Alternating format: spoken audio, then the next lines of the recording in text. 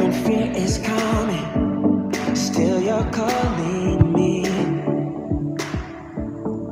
Happy Sunday po sa bawat isa po sa atin, pati po yung mga kaibigan, mga kakilala ho natin na nanonood sa online po, through online. So, happy Sunday po sa bawat isa.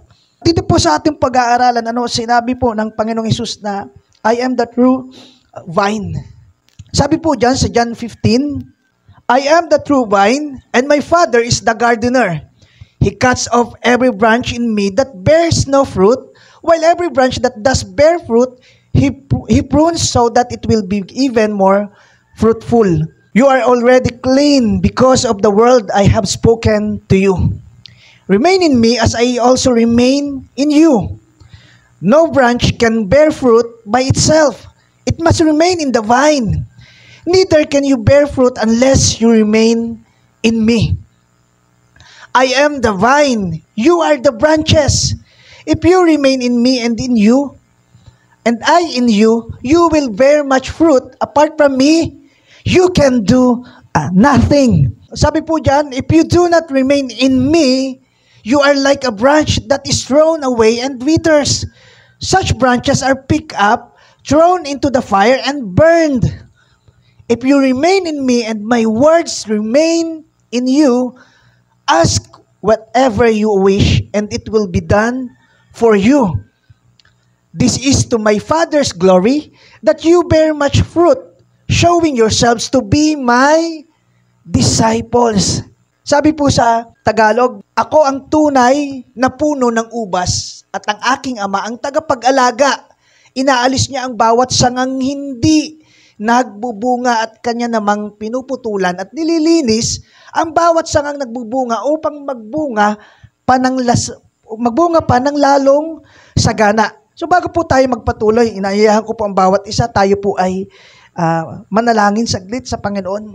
Hallelujah, aming Diyos na buhay, dakila at makapangyarihan. Kayo po, aming Ama, na may lalang ng lahat ng bagay. Walang katulad na Diyos at nagmamahal po sa amin ng magpawalang hanggan. Salamat sa araw pong ito na kayo po, Panginoon, ay amin pong makatagpo at masamba sa oras pong ito. Tunay nga po, Panginoon, na kayo ay mabuti. Tunay nga po kayo ay banal. Sapagkat kayo po, Panginoon, ay hindi yung nagbabago sa inyo pong ang mga anak. Patuloy niyo po kaming inaalagaan, Panginoon. Patuloy niyo po kaming, Panginoon, o Diyos, na inilalapit po sa inyo. At sa pagkakataon pong ito, sa umaga pong ito, ang aming pong puso ay nauuhaw, nasasabik, Panginoon, na matuto. Panginoon, na maranasan ho ang iyong presensya sa umaga pong ito. Buksan niyo po ang aming pong mga puso, ang aming pong mga isipan, at maunawaan po namin, Panginoon, ang nais mo pong ituro ngayon pong umaga. Panginoon, dumaloy ho ang iyong banal na spirito upang patuloy po kayo, Panginoon, na masamba, matanghal, Panginoon, at maranasan po ng aming pong buhay. Magkaroon po kami ng paglago, Panginoon. Madiligan po ang aming mga uhaw na kaluluwa ngayong umaga. Salamat po, ito pong aming dalangin sa pangalan ng iyong anak na si Jesus, na aming Diyos at tagapagligtas. Amen. Ayan o, sabi mo ng Panginoong Jesus, sinabi na ako ang tunay na puno ng ubas at ang aking Ama ang tagapag-alaga. So makikita ho natin, pag sinabi yung tunay, ano yun? Ano po yun? Peke? Tunay, totoo. Ibig sabihin kung may tunay, syempre meron hong hindi. Diba? Kaya sinabi ng Panginoon, Panginoong Hesus, ako ang tunay na puno ng ubas. Kasi bakit to? Sabi ng Galatians, diba? Sabi ng Galatia, diba? Nagtataka ako kung bakit ang dali ninyong tumalikod sa Diyos na tumawag sa inyo sa pamamagitan ng kagandahang loob ni Kristo at kayo'y bumaling agad sa ibang magandang balita. Sabi niya ni Pablo, nagtataka ako sa inyo. Bumaling agad kayo sa ibang magandang balita. Di ba kaya nga yung sabi ni Pastor said po nung nakaraan, na, di ba kung narinig nyo na yun, na iisa lang naman ang susuotan ng Jesus nyo, Jesus din namin, yan na din yun. Di ba sabi ho ng Panginoong Isus, ako ang daan ng katotohanan at ang buhay, walang makapupunta sa Ama kundi sa pamamagitan ko. Meron nung ibang magandang balita. At sabi ho ng Korinto, di ba? Sabi ho doon ni Pablo, ngunit, di ba, malugod ninyong tinatanggap ang aral. Ang ibang Isus na tinuturo sa inyo. Tinatanggap ninyo ang aral at ibang spirito. Kaya kung sasabihin nyo na isa lang ang susutan nyo, yung Isus na yan, at yung Isus na pinag-aaralan namin dito, yan lang din yun. Kaya sabi doon, mali ho. Iisa lang po. Sabi ho ng Panginoong Isus, I am. Ako ang tunay na puno ng ubas. I am the true vine. Kasi meron nung ibang Jesus, kahit nung una pa. Meron nung ibang Jesus na tinuturo, meron nung ibang magandang balita. Maganda rin, kaya lang iba. Ibig sabihin, totally hindi ito maganda kasi ibang magandang balita. Kaya po, gaano mo kilala ang Jesus ng Biblia? Sino yung Jesus na pinagtitiwalaan mo? Sabi ng Panginoong Jesus, ako ang tunay na puno ng ubas at ang aking Ama ang tagapag-alaga. My Father is the gardener, di ba? Sabi mo doon, inaalis niya ang bawat sangang hindi nagbubunga at kanya namang pinuputulan at nililinis ang bawat sangang nagbubunga upang magbunga pa ng lalong sagana. Biruin niyo po, ang Diyos Ama ang nag-aalaga. So ano ang ginagawa ng tagapag-alaga? Di ba, ano bang ginagawa ng gardener? Di ba, nagdidilig, ginagamasan, di ba, malago na ang damo. Sabi ho doon, pinuputol, may pruning. He cuts off every branch in me that bears no fruit. Ayan inaalis niya ang bawat sangang hindi nagbubunga at kanya mang pinuputulan at nililinis ang bawat sangang nagbubunga upang magbunga pa ng lalong sagana. So, meron hong dalawang klase ho ng sanga. Sangang hindi namumunga at sangang namumunga. So, ang kausap po dito ng Panginoong Hesus, mga mananampalataya po. Sabi ho dyan, inaalis niya ang bawat sangang hindi nagbubunga. O inaalis na ho ng Diyos Ama. Tapos, ano pong ginagawa po doon sa namumunga? Pinapaganda ho. Tingnan mo yung katabi mo. Baka pagpangit ho yan, di ho yan namumunga. Di ba, pinapaganda ho ng Diyos. Meron nung pinuputol. Nililinis. Nililinis ang bawat sangang nagbubunga. Di ba, nililinis ho ng Diyos. Lalong, para saan ho? Para mas lalong mamunga ng sagana. Ayan po, wow, sagana. Hindi naman ho ito yung, nasa Diyos ako, kaya namumunga ng sagana, pera. Hindi naman ho ganun eh. Sabi niya, ang aking Ama, kaya po ang Diyos, pag ang Diyos ang nag-alaga, diba? Mamumunga ho tayo, gaganda ho talaga. At meron ho siyang mga pinuputol, meron ho siyang mga inaalis doon sa mga sangang namumunga, doon ho sa mga mananampalataya, meron ho siyang nililinis. Kaya ho minsan, di ba, yung pruning, yung pag tinapyas-tapyas, di ba? Pag tinanggal-tanggal, binali-bali, may aalisin sa'yo, masakit ho yan. Pero tandaan po natin, sabi po doon, para mas lalo kang mamunga, pinapaganda po niya, nililinis po niya, may mga tinatanggal po siya sa atin. At yung pong mga sangang walang bungat, inaalis ho talaga yon. Meaning yun ho yung mga hindi nakakilala ho sa Panginoong Jesus. Diba? Kaya ho, alin ho tayo dyan? Yun hong sangang hindi namumunga? O yung sangahong namumunga na nililinis po ng Diyos Ama? Di ba pinupruning po? Sabi po doon ay pinuputulan para mas lalo pa pong lumago. Di ba? May ganun ho yung mga puno. Minsan, kailangan mo pong puputulin para po mas lalo yumabong. Pag lumago po, mas maganda ho yung tubo. Naalala ko ho yung nangka, hindi ko ho alam kung totoo. Yung tataga-tagain po, para daw po mamunga. Ang galit ho nung aking mama, tinakam-takaman ko. Ay sabi, kainaman ka, papatayin mo yung puno. Diba, akala ko gano'n, yung parang tinatalupan ho ng konti ang puno, di ba, tinatanggalan ho ng balat. Kasi sabi ho nila ay para daw po mamunga, gumanda ang bunga. Ngayon po, ito ho, yun yun ho yung ginagawa ho ng Diyos. Meron pong, hindi ho, di ba, masakit ho sa part po natin minsan kasi, Panginoon, bakit ito pa? Pero anak, yan yung paraan para mas lumago ka. Kailangan nating putulin yan. Kailangan nating tanggalin yan. Di ba, putulin mo na yung connection mo dyan. Kailangan ng bawasin ito sa buhay mo para magkaroon ka ng mas magandang bunga, mas lumago ka. Kailangan ng tapyasin ang bagay na ito. Diba yun ho ang ginagawa ho ng Diyos.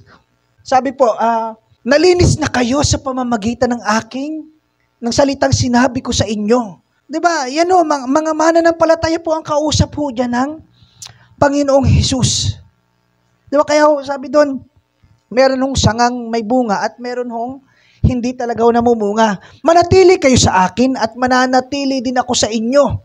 Hindi nagbubunga ang sangang hindi nananatili sa puno.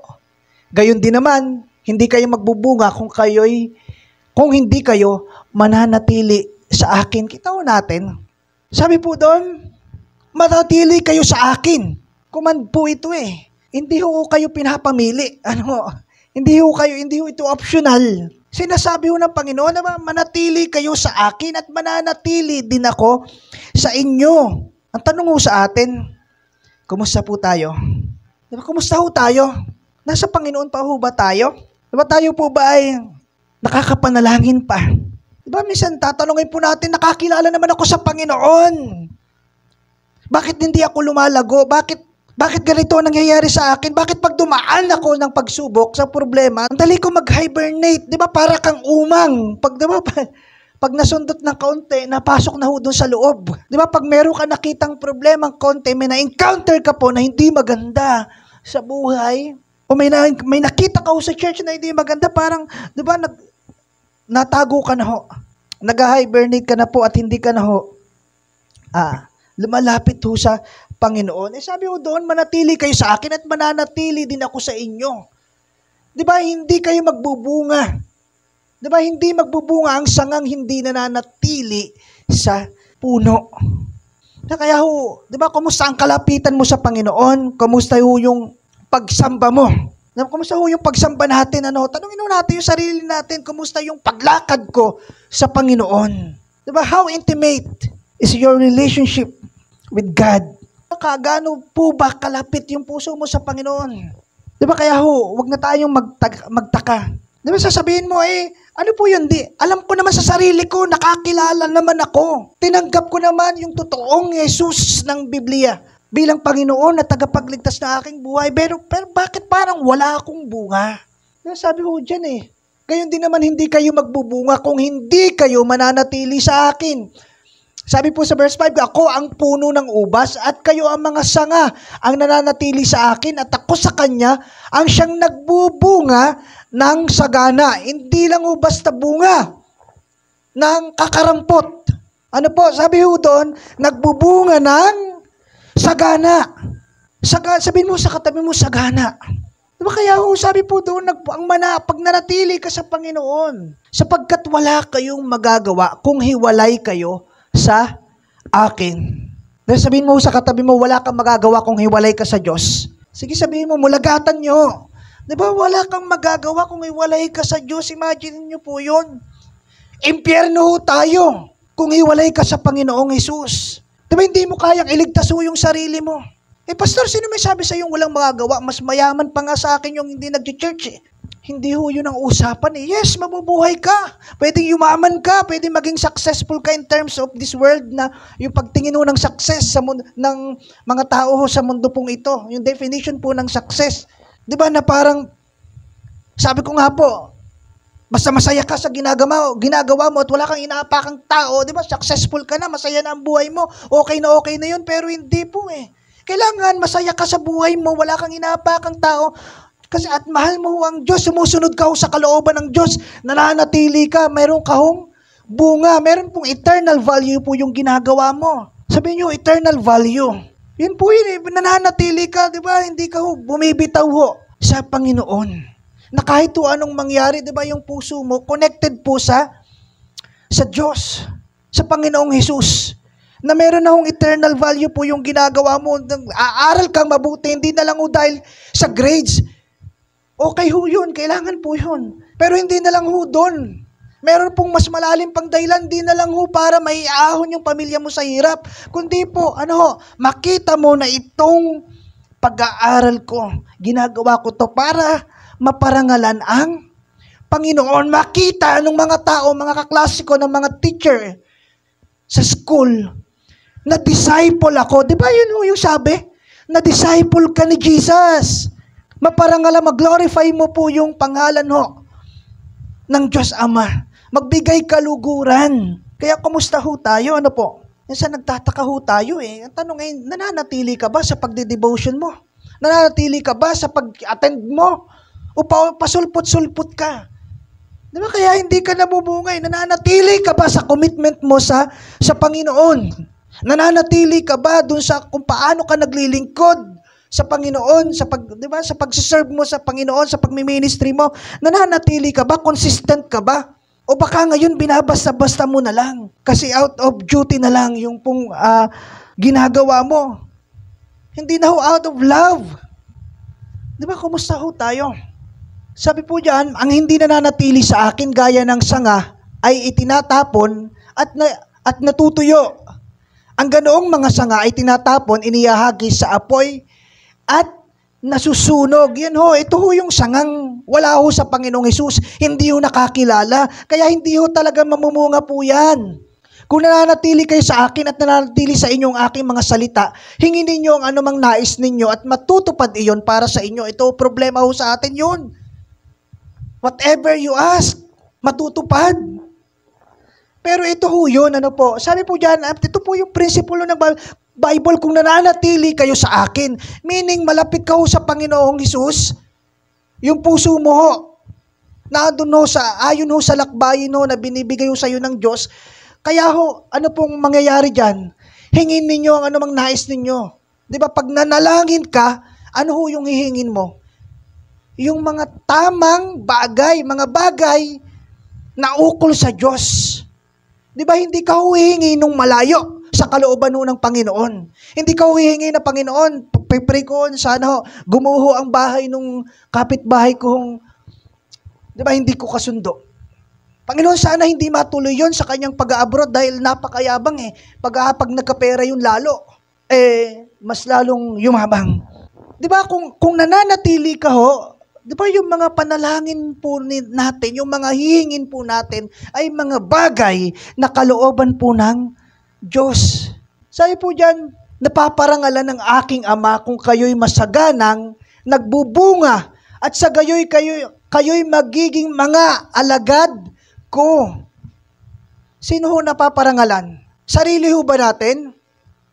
Kaya nga po pag meron ho tayong, di ba pag meron po tayong ginawa, na sabi nga po nasa spotlight ho tayo eh. Di ba pag meron ka hong natisod ho sa'yo, may nakita ho sa'yo, sino hong napupulaan? Hindi ho ikaw eh. Di ba? Ang Panginoon ho eh. Same din po dito, Same din po na pag nakikita ho yung lakad mo sa Panginoon, nakikita po nila na mabuti ang Diyos sa buhay ng taong ito. Sabi ho doon, di ba? Napakahalaga ho na connected ho tayo kay Jesus. Sabi niya, I am the true vine. Isn't just like a vine. He is declaring himself to be the ultimate source of spiritual life. Di ba, yung ultimate source, kung meron kang source, kung meron kang pagkukunan ng lakas sa spiritual na buhay mo, hindi ho sa Facebook, hindi ho kay Vice Ganda, hindi ho sa kung sino-sino hong mga expert psychologists, kundi ho sa Panginoon. Sa Biblia ho, sa pananalangin po, yun po yung source of spiritual life. Jesus isn't just like a vine, Hindi lang ho siya puno. Dinedeclare niya po na siya po yung source talaga, yung nutrients ng sanga, na tayo ho yun, di ba? Kailangan ho nakadikit po sa puno. Kaya ho nagiging malusog, kaya ho nagiging maganda. Sabi, we are reminded that spiritual growth comes from relying on God's strength and guidance. Wala hong paglago kung hindi ka ho naka-attach sa Panginoon. Di ba? Wala hong paglago kung hindi ka mananatili po sa Panginoong Hesus. Kaya po, di ba, check ho natin po yung atin nung buhay, pananampalataya, buhay Kristiyano po natin. Sabi po ay, just as branches on a vine, di ba, sabi po doon, tayo po ay, kailangan ho na talagang magiging ano po sa Panginoon. Diba yung sarili po natin, magkakaroon ng disiplina na lumapit po sa Diyos at manatili. Kasi wala na hong ibang source. Diba yun pong pagbubunga natin, ano po, kailangan ho, never po tayong mamumunga kung hindi ho tayo nakadikit sa Panginoong Hesus. Never po tayong magbubunga. Sabi nga po doon ay, abide in me. Ang tanong po ay, kumusta po tayo? Ano po?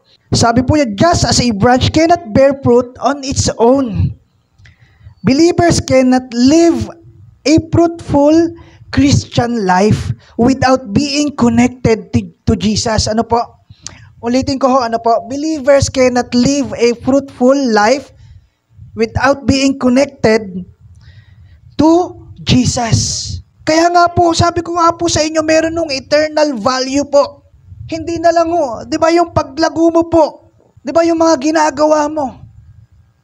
Pastor, nagkakawang gawa naman ako talaga, kahit nung mabait na ako, nung hindi pa ako nakakakilala sa Panginoong Hesus. Yes. Pero iba na ho, pag nakakilala ka sa Panginoong Hesus, meron na pong eternal value po yung iyong ginagawa. Alam mo na ito, dahil sa pagpaparangal ko sa Panginoong Hesus, makikita, merong evidence na ito, ginagawa ko, totoong disciple ako ni Jesus. Ano po? Sabi po doon, hindi ho tayo magkakaroon talaga ng fruitful life kung hindi po tayo totoong connected sa Panginoong Hesus ng Biblia. Maaring ikaw ay busy sa pagtulong mo kasi mabait ka. Dahil, di ba, masarap sa pakiramdam. Wala akong masama, Kaya lang sinasabi ko po, iba na ho pag nakakilala ka sa Panginoon. Di ba, yung buhay mo po, di ba, yung mga pagpili mo, yung decision mo. Panginoon, saan ba ako papasok? Mag-a-abroad ba ako, Panginoon? Panginoon, yun ba ho yung aking panawagan sa inyo? Yun ho ba yung pinapagawa mo? Meron ka na ho mga ganun na dati po wala. Kasi connected ka na ho sa Panginoon at meron ka na hong fruitful life, meron ka na hong Christian life, meron ka na hong Panginoong Hesus sa buhay na, alam nyo, yun yung may sinasaalang-alang ka na po. Compare ho dati, na wala ka namang pakialam, gusto mo lang maging successful ka sa buhay, maging masaya. Mabili ang gusto mo, wala kang sakit, nabibili ang gusto mo, maayos ang pamilya mo. Wala hong masama dyan, pinagpipray ho natin yan, kaya lang nasan ho ang Panginoon? Nasan ho ang ating bunga? Nasaan po yung sinasabi po natin na disciple po tayo ng Panginoon? O baka ho, kambing ho tayo? Sabi ho sa Matthew, ito ho when the Son of Man comes in His glory, and all the angels with Him, He will sit on His glorious throne. All the nations will be gathered before Him, and He will separate the people one from another as a shepherd separates the sheep from the goats. Diba? Inaral po natin na, diba, siya po ang good shepherd. Tayo po yung mga tupa, yun nung mga tinawag po niya, mga Christian, mga mananampalataya. So meron hong tupa at meron ho talagang goat. Merong kambing. Tingnan niyo ho yung katabi niyo. Diba? Napahawak ko sa balbas yan. Buti na lang, wala akong balbas. Sabi ko doon, meron nung tupa at meron nung kambing at inihiwalay ho ng Diyos. He will put the sheep on His right and the goats on His left. Ito ho yung mga hindi mananampalataya at mga mananampalataya. Ito ho yung sangang walang bunga at sangang namumunga. Diba? Kaya nga ho yung tupa, dinig niya ho, alam niya ho yung boses ho ng kanyang pastol. Kilala niya ho yung kanyang tagapag-alaga. At pagka ho narinig ho niya yung ibang boses, lumalayo ho siya, tumatakbo po. Apart from God, we are dead, we are nothing. Di ba kaya ho kung iwalay ka ho sa Panginoong Hesus, living dead ka. Humihinga ka, but you are dead spiritually.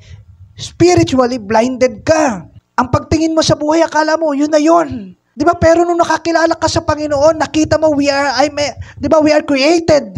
More than this, things, di ba? More than these pleasures na nakikita ko. Hindi ito yun. Di ba? Alam niyo yung kanta, di ba?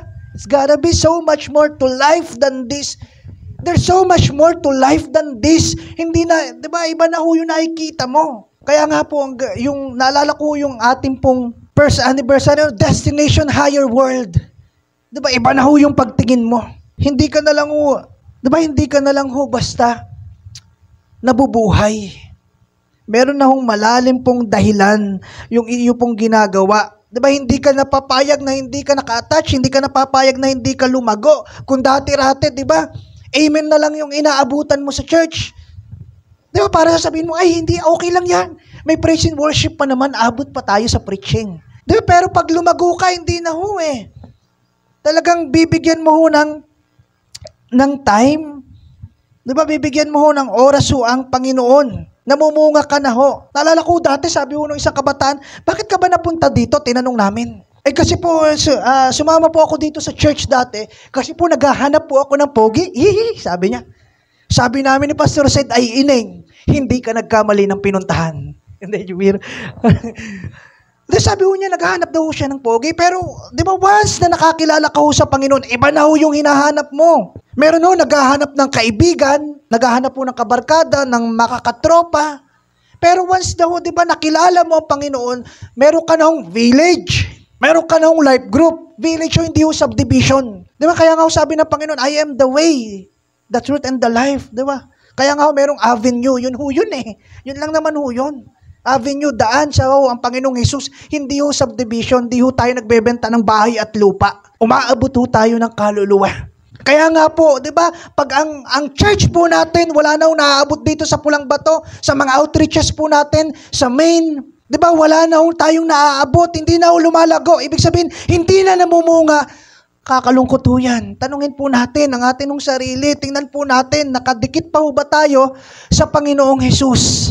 'Di ba? Pag nakita mo, 'di ba? Tagal-tagal na kayo pa rin na magkakasama, wala na hong bagong kaluluwa. Wala na ho tayong naaabot. Di ba sa trabaho mo? Sa school, ilan na ho ang kaklase ang naisama mo? Ilang kaklase na kaibigan mo, best friend mo, BFF mo, ang nakakilala sa Panginoong Jesus? Yan ho ang tanong. Namumunga ho ba tayo? Di ba kaya nga po, ba sabi ng Bible, sabi ho sa Hebreo, dapat sana yung mga tagapagturo na kayo, kaya lang, mga panimulang aralin pa ang dapat nyong aralin at para pa kayong mga baby, mga sanggol na gatas pa yung iniinom. Hindi pa kayo pwede sa karne. Hello, 5 years, 10 years ka na. Dapat namumunga ka na. Di ba, 10 years ka na, di ba? Pero pag nakorek ka, di ba, magtatampo ka na, zero ka na, di ba? Hindi ka na makita 3 buwan bago bumalik. Pag na-correct ka ng leader mo, pag napagsabihan ka, o kaya pag hindi ka naisama ho, di ba, hindi ka na, nakalimutan kang i-chat. Kasi di ka naman talaga nagsisin sa GC, naiwan ka tuloy, di ba? Tapos magtatampo ka, di iwan ako ng aking life group. Dapat nga may life group ka na rin eh. Minsan nagtatampo tayo eh, di ako binati ni ganito. Parang hindi na ako inaalagaan, hello. Yun ho yung pamumungay, dapat ikaw na yung nag-aalaga. Di ba, kung dati ho, ikaw ay, di ba, bago ho, kumusta ho tayo pag mga estudyante po natin pag mag-e-exam? Nagpe-pray ka pa po ba? Nagpe-pray pa ho ba tayo? Or okay na? Nag-ano naman, nag-review naman ako ng masinsinan. Di ba, pandali ka na agad doon ng pagsasagot. Hataw na hataw ka na agad. Yun ho ang, di ba, meron hong bunga, meron hong nangyayari sa pagiging Kristiyano mo. Di ba, meron hong, kasi yun ho talaga yun. Pag ang Panginoon ho ang nag-alaga ho sa atin, siya naman ho yung magpapalago talaga. Imagine po, our Father is the gardener. Kaya talaga hong lalago ka. Ang tanong lang po, bakit ka hindi ka lumagulago? Kasi nakakilala naman ako sa Panginoon eh. Alam ko naman. Kasi ikaw lang ho at ang Panginoon ang nakakaalam. Ngayon kung kiniklaim mo at nagtataka ka at wala kang paglago, ito na po yung time. Sabi doon, nananatili ka ba? Are you abiding? O pwede yung naririyan ka, pwede yung ang daming ministry mo, pero wala ka ho sa Panginoon. Yung puso mo, wala na ho sa Panginoon. Dahil duty na lang ho yung ginagawa mo. Di ba, lumalago ho ba tayo? Yung bang pag pinag-pray ka, dati iingaw-ingaw ka. Pero ngayon, pag pinag-pray ka, pag-pray mo ang pagkain. Jane, pag-pray mo ang pagkain. Di ba, pag nag-pray ka ngayon, parang prayer meeting na. Ba, nasa wide awake na ba ako? Bakit ang haba na ng prayer? Kasi meron ng paglago eh. Dati Alam mo, naranasan ko yan dati, yung minsan paikot to, may assignment, paikot to yung pagpipray, pag ano na, naku, ako na, ano ka, di ba, hanggang sa pagtagal lumalago, di ba dati, pwede nang patituluhan ho yung pusod mo kasi yung damit mo ay kakapiraso na. Kitang-kita ho yung lupa dun sa pusod. Kulang na lang titulo. Pero alam nyo yon, tapos nag-attend ka ng church, inayos mo dahil parang, ay, nakakaya naman. O kaya baka magalit yung si pastor o baka magalit yung leader ko. Bawal kasi. Pero nung unti-unti lumalago ka, dun mo nauunawaan, tinatanong mo yung sarili mo, ito ba ay nakalulugod sa harapan ng Diyos? Hindi na ho dahil bawal lang o dahil mapapagalitan ka.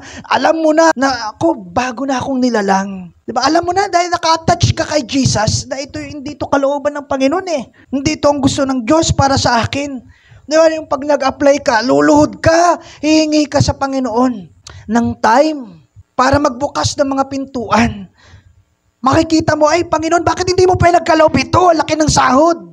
Diba, pera na, naging bato pa, final interview na, bumagsak pa, requirements na lang, bumagsak pa, medical na lang, hindi pa nakapasa, or signing of contract na lang, biglang sabi hindi kailangan. Naalala ko si Pastor Raymart.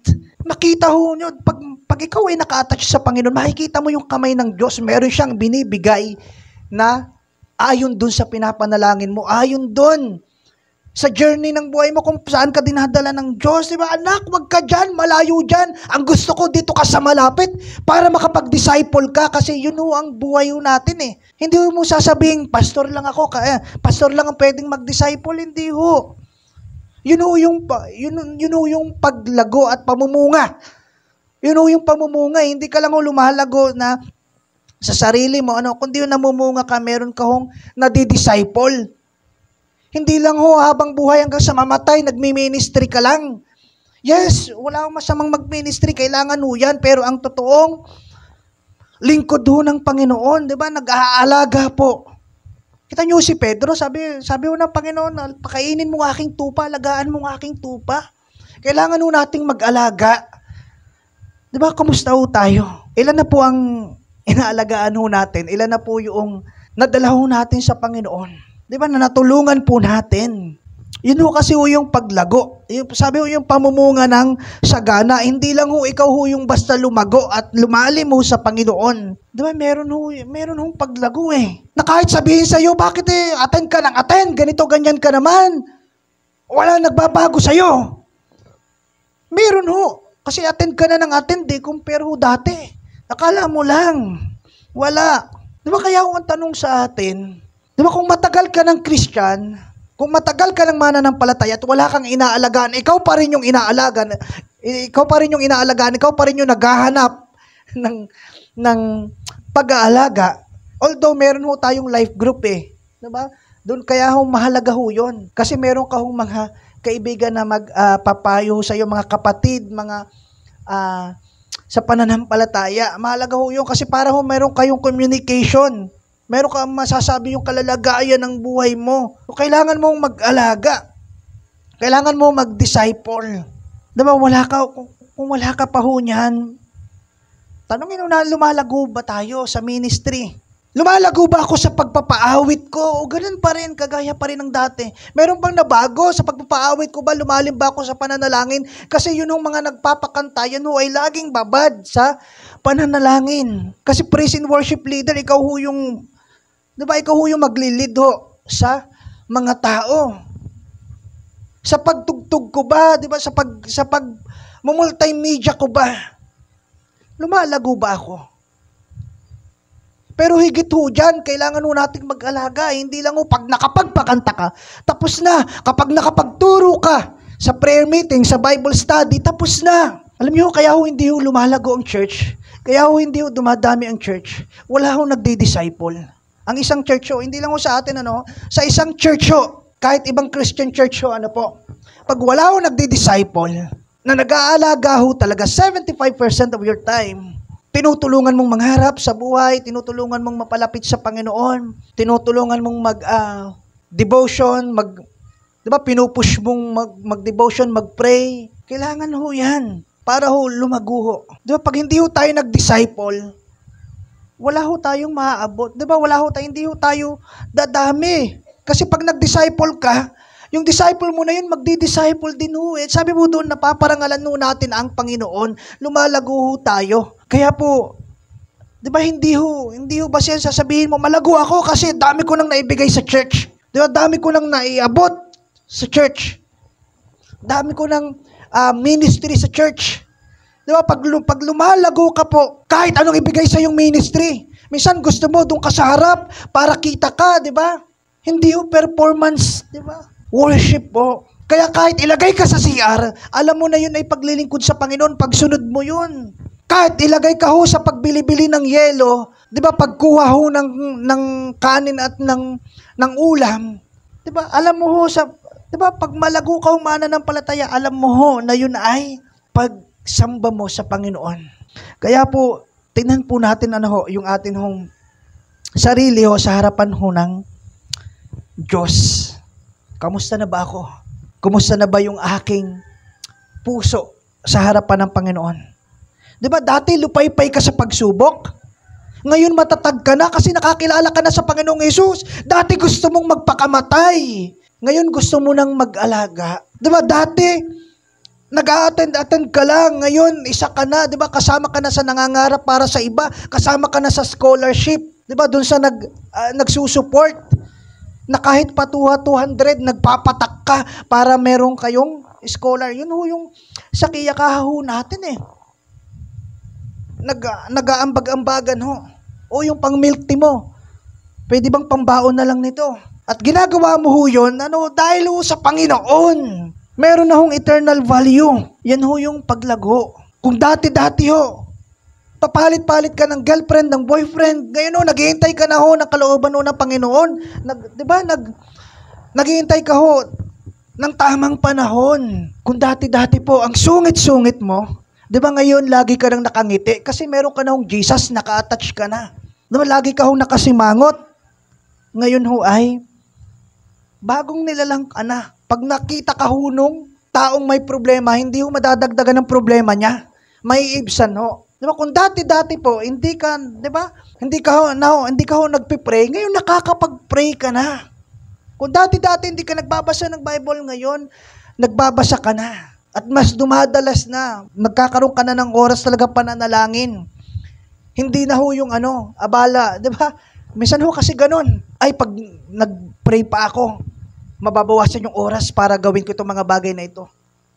Eh dati-dati naman kailangan ko muna mag-pray bago ko gawin ang mga bagay na ito. Kaya kung gano'n na ho tayo, na parang feeling mo, mababawasan ng oras mo, pag nag-church ka, pag nag-ministry ka, di ba, pag nag-pray ka at nag-devotion ka, feeling mo, pag hindi mo na magagawa itong mga bagay na ito, mababawasan na, baka ganito ang mangyari, ganito, malugi ako sa negosyo, bumagsak ako sa school, ganito. Hindi na ako maging productive. Hindi ho, pagka ho ganyan, nasan ho yung ating pong paglago? Sabi po doon, sabi ho ng Panginoong Hesus, ako ang tunay na puno ng ubas. 'Di ba? I am the true vine. 'Di ba? Ang aking Ama ang tagapag-alaga. Meron hong inaalis ho sa atin, meron hong mga tinatanggal ho sa atin, meron hong tinatapyas para po tayo ay lumago ho ng sagana, mamunga ng sagana. 'Di ba? Kung gusto niyo hong lumago, 'di ba? Kung gusto niyo hong patuloy pong mamunga ng sagana, bigay ho niyo ang buhay niyo sa Panginoong Hesus. Manatili po tayo sa Panginoong Hesus ng Biblia. Mag-abide po tayo sa Kanyang salita, sa pananalangin, sa paglapit po sa Diyos. Magbigay ka po ng time para sa church, magbigay ka po ng time para sa life group, magbigay ka po ng time para sa prayer meeting, para lumago ho tayo. Buksan mo po yung pintuan ng iyong puso para ho mas lalo po nating maranasan, di ba, makilala pa ang Panginoon, magkaroon ho tayo ng intimate relationship, kasi yun ho yung gusto ho ng Panginoon, manatili po tayo sa Kanya. Wag ho tayong lumayo. Kasi ang tanong ho sa atin, kanino ka nakadikit ngayon, saan ka nakadikit? Baka attach ka na sa relationship mo, sa tao. Nakalimutan mo ng Panginoon, attach ka na sa negosyo, attach ka na sa mga bagay na pinagpipray mo dati nung ibinigay sa iyo ng Panginoon, ang Panginoon naman yung nakalimutan mo. Kaya lapit ka ho sa Panginoon. Kasi kakalungkot ho ang buhay mananampalataya kung wala hong paglago. We are useless as a church kung hindi tayo lalago, kung hindi tayo makakaabot ng mga kaluluwa. Makakalungkot ho. Para saan pa po ang atin church? Diba kung hindi tayo lalago, kung hindi tayo makakapag-disciple. Hinahayaan ko ang bawat isa na tumayo. Tayo po ay lumapit sa Panginoon. Ibigay po natin ang atin buong puso, ang atin buong kaluluwa, ang atin sarili, nasaan man po tayo, ano man po ang ating ginagawa, tayo po ay lumapit sa Panginoon ng personal. At sabihin po natin, Panginoon, gusto ko mamunga. Gusto ko pong lumago. At patuloy kayong maranasan. Ano mang kinalalagyan po natin ngayon, saan ka man nagtatrabaho, saan lugar ka man dinala ng Panginoon, estudyante ka man, nag-aaral ka man, ipanalo po natin ang Panginoon sa buhay natin. Maparangalan siya. Sapagkat tayo po ay tupa na pinili ng Panginoon, hindi tayo kambing. Tayo po ang sangang namumunga. Hindi po tayo yung sangang walang bunga, sapagkat ang sangang walang bunga ay yung mga taong hindi nakakilala sa Panginoon. Alam ko po na ang bawat isa ay nakilala at tinanggap po ang Panginoong Hesus ng Biblia. At kung ikaw po sa pagkakataong ito ay first time na narinig ang turo pong ito at hindi nyo pa kilala ang Panginoong Hesus ng Biblia na binugbog ng isang batalyon ayon sa banal na kasulatan, siya ho'y Diyos na nagkatawang tao na ganyong alipin na imbiso ikaw ang mapako sa krus. Inako niya po ang lahat ng kasalanan na meron tayo. Siya po'y binugbog, pinagduduraan, pinaghahampas ng tambo sa ulo ng kahoy. Isang batalyon ang nagtulong-tulong sa kanya para siya'y pahirapan. Sabi niya, ang kanyang buto sa katawan ay nalinsad, sa masid ay mabibilang. Parang tubig na tumapon ang lakas. Parang kandila na natutunaw, naagnas ang pakiramdam. Malayo sa atin pong mga nakamulatan, nakagisnan. Ito po yung Jesus na sinasabi ng Biblia na nagsalita na I am the true vine. Ako ang tunay na puno ng ubas. Kaya po, sa pagkakataong ito, kilalanin po natin siya bilang Panginoon at tagapagligtas. Siya po'y hubot-hubad na nakapako sa krus. Walang tapis. Hindi kakaunti ang gasgas, ang galos, kundi po, sabi po doon, halos di makilala kung siya'y tao dahil sa pagkabugbog. Ito po yung Jesus na nagpapago ng buhay. Ito po yung Jesus na mabuting pastol. Ito po yung Jesus na tinapay ng buhay. Ito po yung Jesus na tubig na nagbibigay buhay. Ito po yung Jesus na daan. Ito po yung Jesus na makipot na pintuan, nakakunti na nakasusumpong. Ito po yung Jesus na nagdideclare na siya ay Diyos. Ito po yung Jesus na namatay, inilibing at muling nabuhay. Kaya po tayo'y may pag-asa. Ito po yung Jesus na atin sinasamba. Kaya po sa pagkakataong ito, Panginoon, nakikita niyo po ang amin pong mga damdamin, ang amin pong puso, ang laman po nito, ang takbo ng amin pong isipan. Sa pagkakataong ito, Panginoon, kami po ay lumalapit po sa inyo, Panginoong Hesus ng Biblia, Panginoong Hesus na tunay. Narito po kami. Pagharian niyo po ang aming pong buhay. Kayo na po ang maging Panginoon, tagapagligtas po namin. Mula po sa oras pong ito, sa araw pong ito, O Diyos, lahat po ng gagawin po namin ay para maparangalan ng Ama, Meron na hong eternal value. Meron na hong dahilan sa mga desisyon at pagpili po namin. Meron na pong dahilan kung bakit gusto naming yumaman, Panginoon. Bakit gusto naming ma-promote sa trabaho upang maging kagamit-gamit pa po kami sa iyong kaharian. Meron na pong dahilan. Ang lahat po ng bagay sa aming pong buhay. Hindi na po suntok sa buwan. Hindi na ho kami naghahabol sa hangin. Kundi ho, meron na pong purpose. Meron na po kaming lakbayin. Meron na po kaming journey, Panginoon. We're not just breathing, Panginoon. We're not just living, Panginoon, but we have a life in you, Panginoon. Meron na po kaming bagong buhay. Meron na po kaming eternal life, O God. Salamat po, Panginoong Jesus. Dalangin ko po na higit sa anumang pagpapala, material, pisikal, ang pagpapala ng kalapitan po sa inyo, Panginoon. Higit sa pinansyal, Panginoon, O Diyos, ay makita po namin ang kalooban mo, Panginoon, sa aming pong buhay at magamit po namin ang mga resources po namin.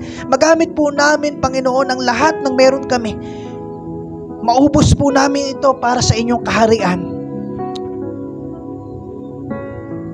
Sometimes, O Lord, meron kang ginagawa sa aming pong buhay, meron pong pruning, meron pong pagtatapyas, meron kang tinatanggal. Ito po'y para magbunga kami ng sagana. At ito ho ang kalooban niyo po sa amin. Salamat po aming Ama sa pag-aalaga niyo po. Patuloy niyo po kaming turuan. Patuloy niyo po kami, Panginoon, O Diyos, na gamitin ang aming pong church, O Lord, ang aming pong mga outreaches, Panginoon, ang aming pong mga pastors and workers, O God. Patuloy niyo pong gamitin ang mga ministries, Panginoon, ang The Avenue Village, Panginoon. Ang maparangalan ho ay kayo. Hayaan niyo po, Panginoon, na magbunga po kami ng sagana. Magkaroon ho kami ng mga disciples, Panginoon. Disciples, making disciples, O God. Wag ho kaming manatiling stagnant. Wag po kaming manatili, Panginoon, na bata, Panginoon, na gatas, Panginoon. Ang kinakain, iniinom, Panginoon. Wag po kaming manatili sa panimulang aralin, Panginoon. Kundi lumalim ho kami, Panginoon, sa mga doktrina sa inyo. Lumalim po kami sa pagmamahal at pagsunod po sa inyo. Lumalim po kami, Panginoon. Lumago po kami, Panginoon, that we have life, Panginoon, na patuloy yung lumalakad sa iyong kalooban. A living life that is willing to follow you, Jesus. Panginoon, isang buhay, Panginoon, isang paningin na nakikita ho namin there's more life than this, Panginoon. Isang buhay, Panginoon, na kahit nag-iisa na lang, magpapatuloy po kami na maglilingkod po sa inyo. Magpapatuloy po kami na sumusunod po sa inyo, O Diyos. At ibibigay ang aming pong buhay para makapag-alaga po sa iba. Para po makapag-disciple, Panginoon. Salamat po, O Diyos. Ano man po ang dalangin ng bawat isa, inyo pong tutugunin. Ano man po ang kalalagayan, inyo pong kakatagpuin. Aabutin nyo po ang mga nalulungkot, ang mga nahihirapan sa buhay, ang mga nawawala ng pag-asa, ang mga nagugulo, Panginoon, ang isipan, ang mga naghihintay po sa inyo, O Diyos, patatatagin nyo po. Mga naghihintay sa katugunan, sa pananalangin, Panginoon, bigyan nyo ho ng katyagaan. Bigyan niyo ho ng pag-asa. Mga naghahanap ng trabaho, magbigay po kayo ng bukas na pintuan. Ang mga naghihina, palalakasin niyo po, O Diyos. Salamat po. Salamat po, aming Ama. Ito po ang aming dalangin sa Panginoong Hesus ng Biblia na tunay na puno ng ubas. Siya po, sa Kanya po ang kapurihan, pagdakila at pasasalamat. Amen and amen.